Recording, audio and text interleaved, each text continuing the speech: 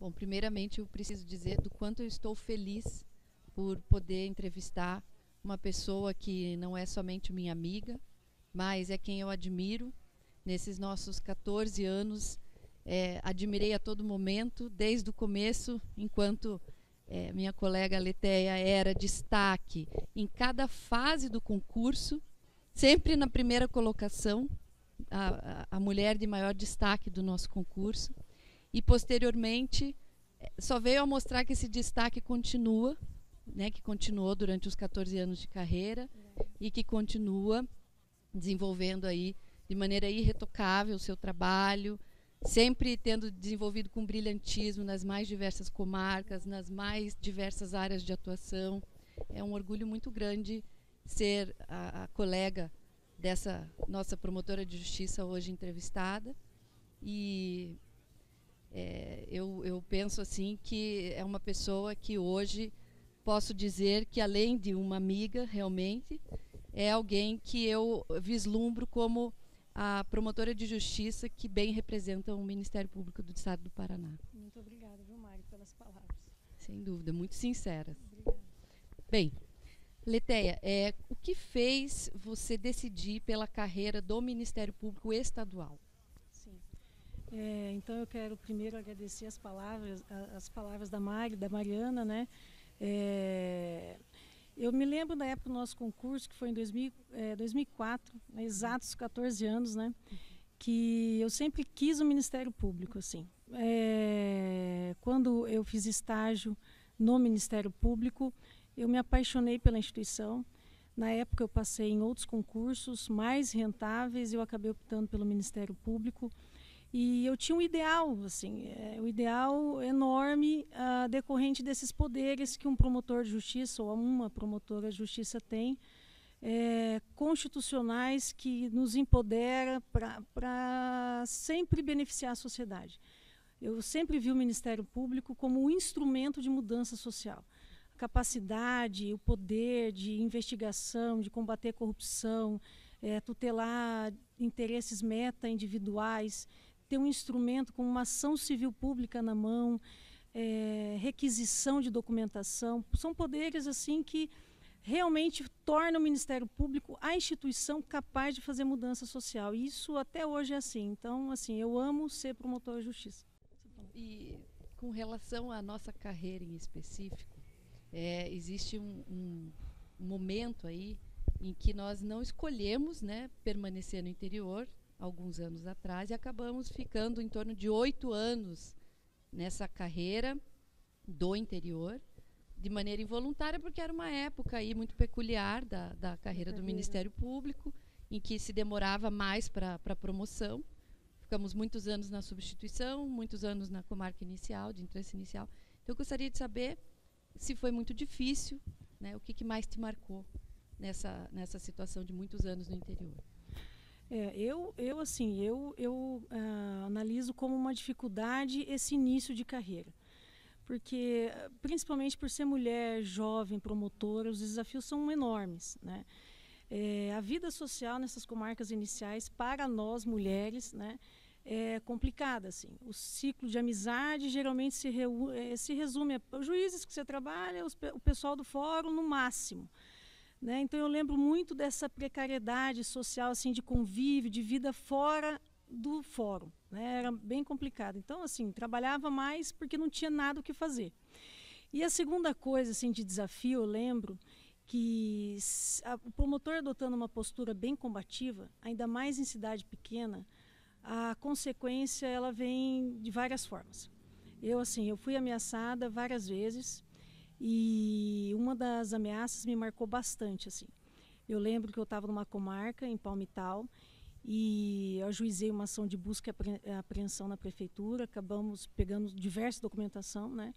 E depois a gente começou a analisar, eu junto com o Instituto de Criminalística, que todas as licitações eram fraudadas.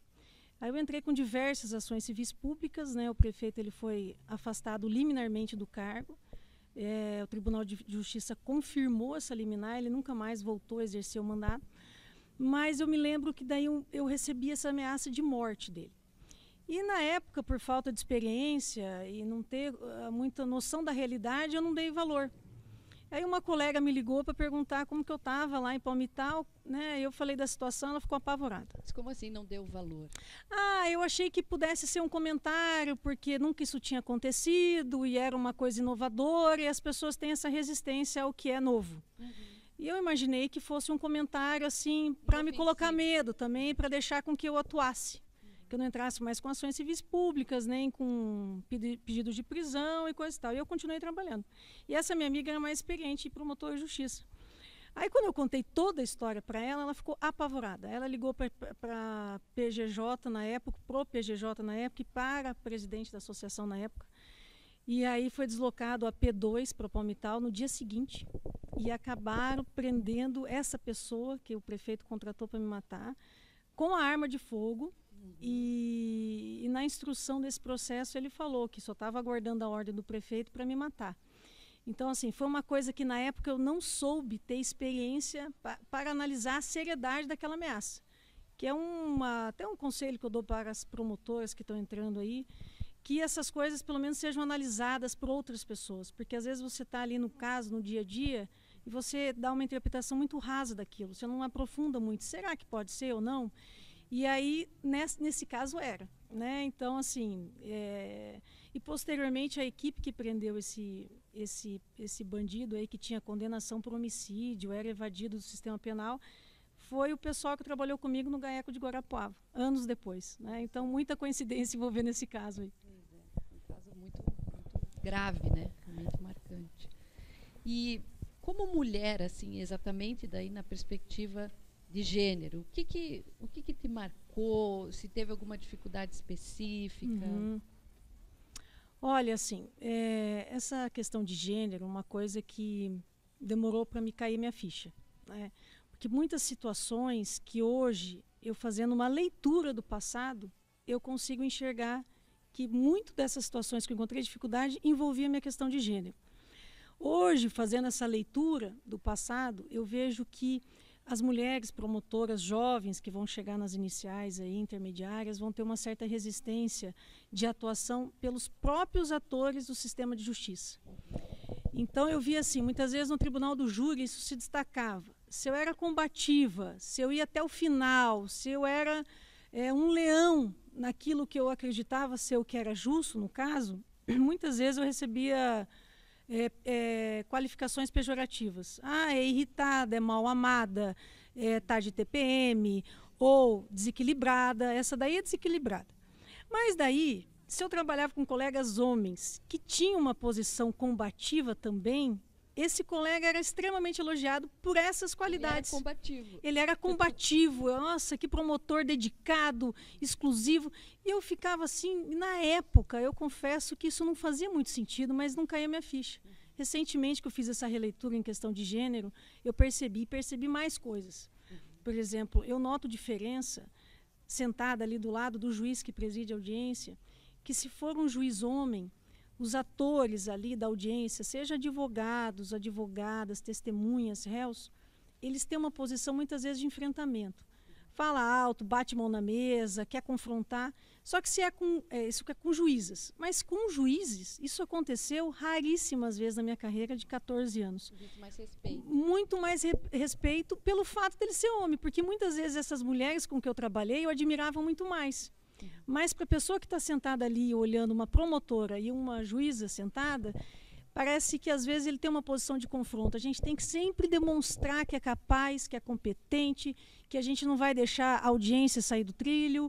Essas questões que eu vejo que é uma dificuldade que a gente encontra depois, né, fazendo essa releitura. Até voltando a essa questão de gênero, recentemente o Conselho Nacional do Ministério Público realizou uma pesquisa chamada Cenários de Gênero, e identificou por dados objetivos que hoje, de todos os membros, né, 40% são do sexo feminino. Então, são procuradoras e promotoras. 40% já é um percentual bem significativo. Porém, em cargos de poder e decisão, esse número ele oscila entre 15% e 20% apenas. E aqui no Paraná, isso também tem mais ou menos a mesma proporção. Segue essa média nacional. Queria saber o que te parece, né? Por que haveria essa aparente incoerência entre a proporção numérica e a proporção dos cargos mais altos do Ministério Público? Olha, eu vejo que esses dados aí que você está falando agora apenas refletem a sociedade que a gente vive, né? Não se aceita muito bem que as mulheres façam parte dos ciclos de poder. E isso é perceptível. Então, assim, eu vejo que o Ministério Público é precursor em várias questões, como a questão de gênero. Essa questão é muito bem debatida para o Ministério Público no âmbito externo. Né? E eu vejo que é necessário também voltar o olhar para as questões internas e que haja um debate sério sobre isso. Porque essa desigualdade é latente. Né? As promotoras representam um percentual significativo e na hora de ter um ciclo de poder, um cargo de liderança, esse número não reflete a realidade. Mas isso é o contextualizado de acordo com a nossa realidade, com a sociedade que a gente vive, que essas questões são totalmente naturalizadas, né? E com relação a essas compatibilizações de funções, que em regra são uma característica feminina, né? No teu caso, 2 filhas lindas, promotora de justiça, combativa, desenvolve um trabalho sempre em dia, um trabalho de excelente qualidade. Como que se compatibiliza isso? Olha, até a pergunta, né?